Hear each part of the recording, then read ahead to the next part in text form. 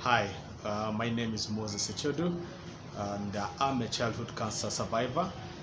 September is the World Childhood Cancer Awareness Month.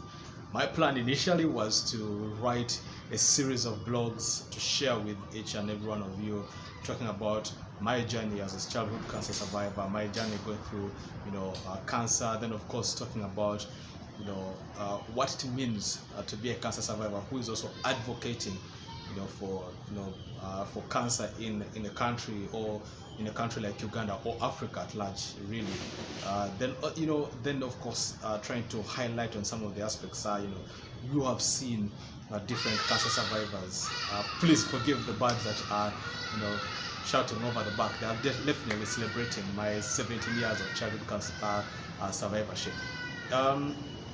So ideally, you want to talk about why some cancer survivors don't come and tell their story, and why we should not really try to push them hard to come and tell the story.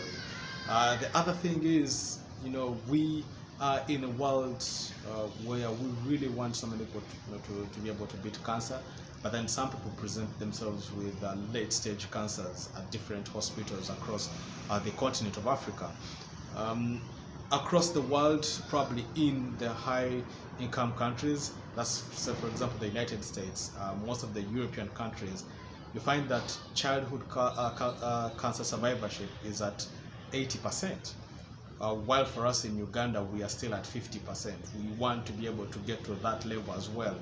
This is something that was highlighted by Dr.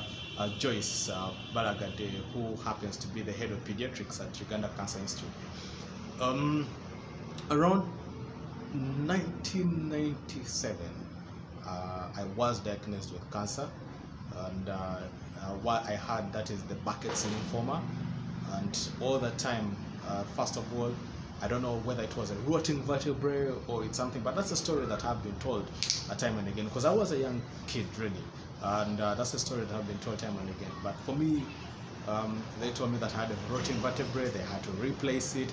Probably explains why I walk with a limp at the end of the day, because I was born okay. I was a very, young, stubborn kid, jumping around all over the place, helping my best friend who happened to have been my grandmother, to go to the garden, take care of cattle, and the like, really.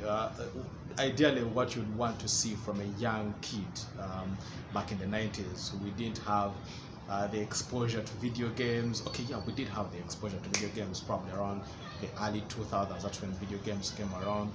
But together with a few friends, my life was really a journey of go right down the hill with leaves, go and dive into rivers or wells at that.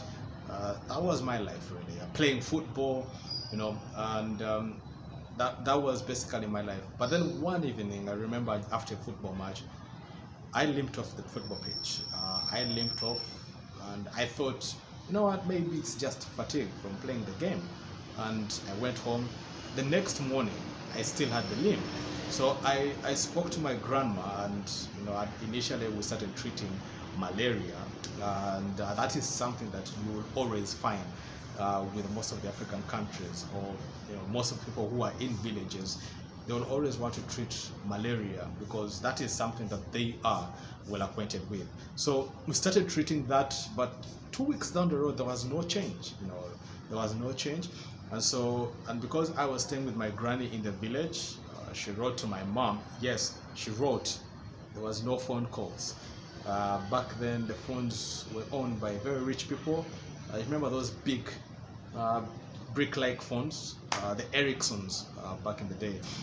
So a few had them, really. So contacted my mom, who put me first thing on the bus. Went to Zambia Hospital, where they checked everything and found out that probably I had a rotting vertebrae. I don't know. That's the story I'm told anyway. But then after the operation, I remember that operation, I spent about 2 weeks in sheer utter pain. That one I can guarantee you. I cried literal tears because they had a tube in me. For those of you, if you have seen me shirtless before, you definitely have seen a scar that starts from somewhere here, goes all the way up to the backbone.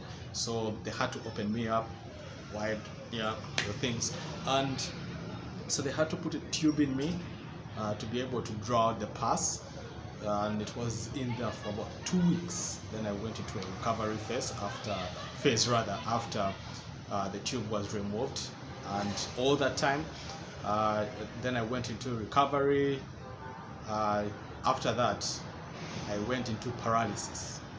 Yes, I got paralyzed from my waist to my feet. Yeah, the last toe, or to the sole of my foot. So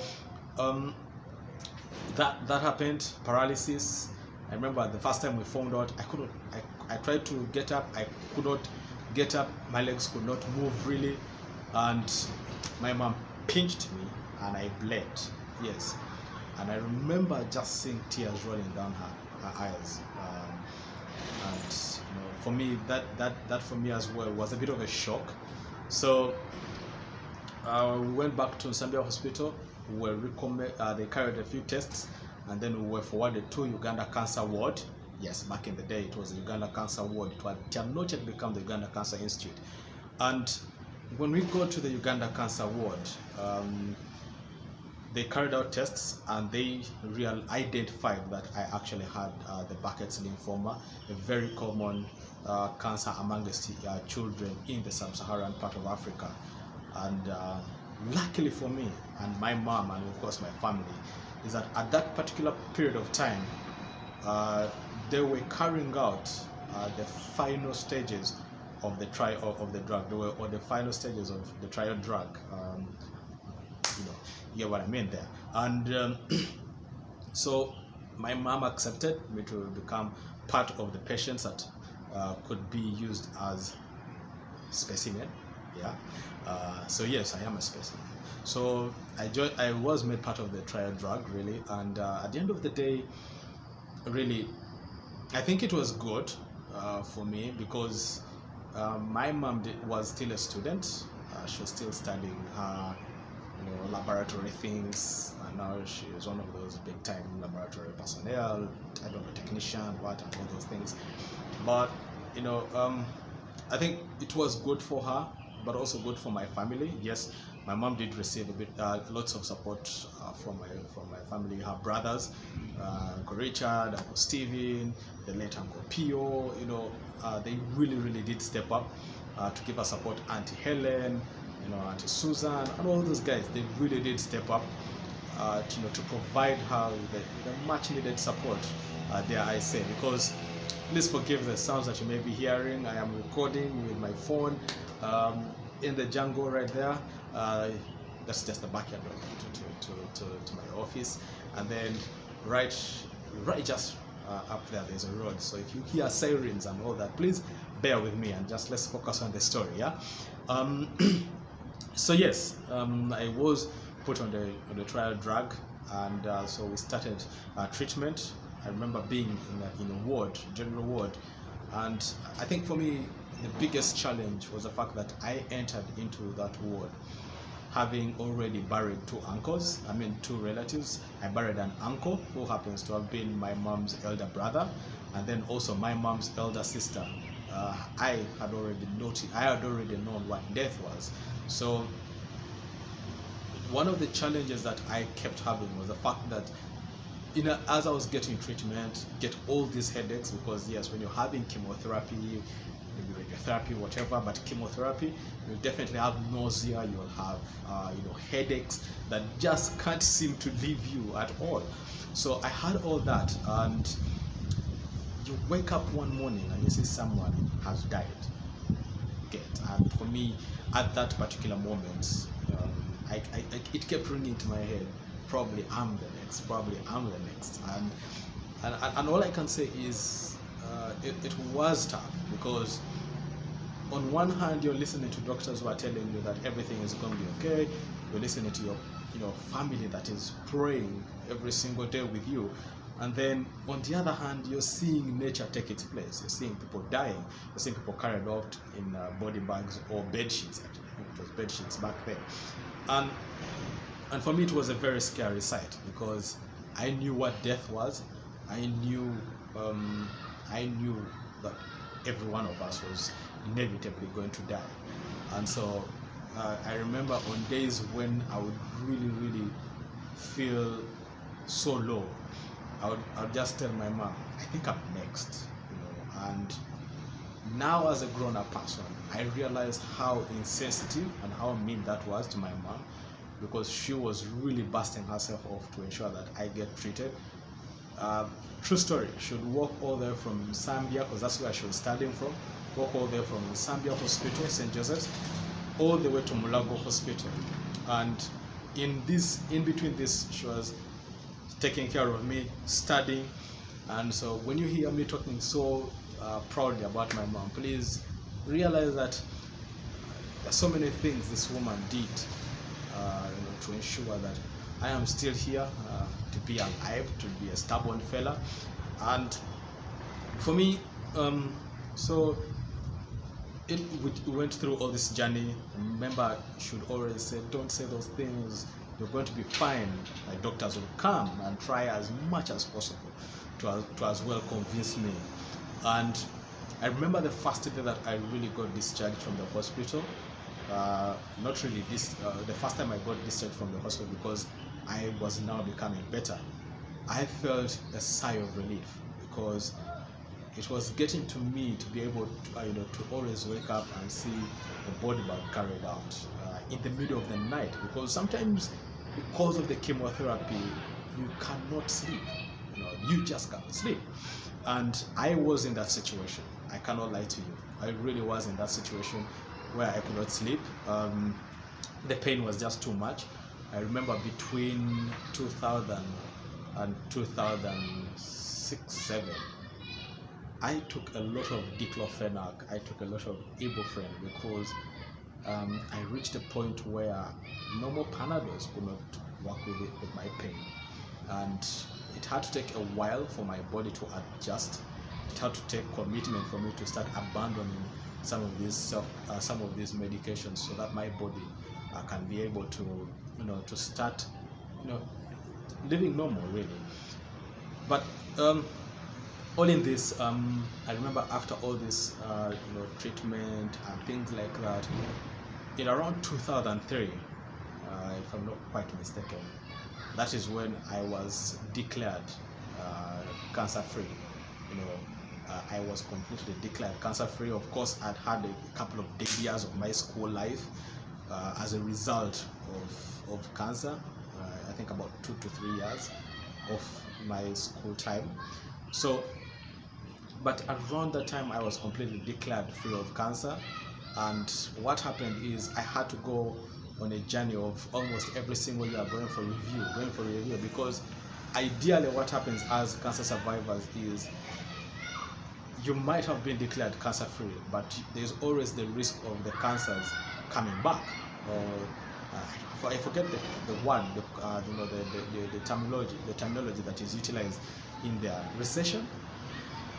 Not recession. Something. I don't know. But yes, the cancer comes back, and you see many times when the cancer comes back, it comes back very vigorous and stronger. So I can't say, I proudly say that I have been very lucky, I have been very fortunate to be one of those few childhood cancer survivors that has been able to live the success story for the last 17 years. I managed to go through my primary, then I managed to go through my high school, then I managed to go through my university, where I did Bachelor's of Information Technology. Don't ask me if I practice it. I do not practice it. Now I'm more into projects management, where I've predominantly worked with youth both in the ICT world. That is the only way you get me close to that, ICT world. And then of course I've worked with youth when it comes to cancer advocacy. Sorry, when it comes to cancer advocacy, cancer awareness and the like, really. I can say that has been the journey for me, an incredible journey for me. I've had the fortune the great fortune of working with great places like Uganda Cancer Society, where we've created awareness about cancer. I've had the greatest honor of working with Uganda Child Cancer Foundation and taking care of young children who are suffering from cancer, because I know what they are going through. And at Uganda Child Cancer Foundation, I also worked with youth. Yes, I worked with a project called, or a program called 3C, that is Children Caring About Cancer. Ideally, what it's meant to do is to create awareness amongst young people in high schools or in primary schools or at universities, so that as they grow, they know that what they're supposed to ideally be doing is carrying out regular screening, to be able to take care of their bodies, to be a little more sensitive about how they live their lives, to ensure that they are part of the system that's fighting cancer. Because we can't ask the Uganda Cancer Institute to fight this alone. They need our support. We all have to play a role. If you go for early screening of cancer, then there is early, and they detect the cancer early enough in you, there's always a higher chance of you actually beating cancer. So I think for me, that has been probably the greatest opportunity that I've had, to be able to work with them. The other being that you look at I have done work with also Uganda Cancer Institute. Yes, helping with some of the public relations items, and then of course also going with community in the communities to create awareness. So all I'm trying to say is that childhood cancer is beatable. As parents, your responsibility is to be able to always be to look out for your children. If you notice any, and I repeat, if you notice any changes on your child that you're not comfortable with, please, as you're checking for malaria, as you're checking for probably typhoid, it wouldn't hurt for you to run to the Uganda Cancer Institute to check this out as well. Across Uganda, you could probably go to Mbara Regional Hospital. There's a cancer ward there that is specifically set up for this. You definitely have that is Gulu Hospital. You have in Arua as well, there's a hospital there. It's still in Gulu. There is Lacho Hospital. When you go to Karamoja, I forget the name, it's around Kangole. Yeah, it's around Kangole. They also have screening and treatment for cancer. So you ideally want to be able to run to that section, to that side as well, and get yourselves screened. You can go to Mbale as well. There is a cancer center that is being set up. Mayuge as well, there is a cancer center that is being set up there. So please go get yourselves screened, and let's beat cancer together. Cancer is defeatable, but for cancer survivors, I urge you, yes, I really do urge you to always go back for for testing, and to ensure just to be certain that it has not come back. I know there is that fear that what if I go and it is there. Please, if it's there and it's caught early, then again surviving it will be a little bit easier. It's me, Moses Echodo. You're going to catch this video on my personal YouTube channel, and feel free to leave any comments. Next week I will probably be able to release another episode talking about survivorship and what survivors can do, and why you should not be able to, and why you should not bother survivors who are not yet ready to tell their story. Bye bye for now, and take care. Please go and carry out cancer screenings. Bye.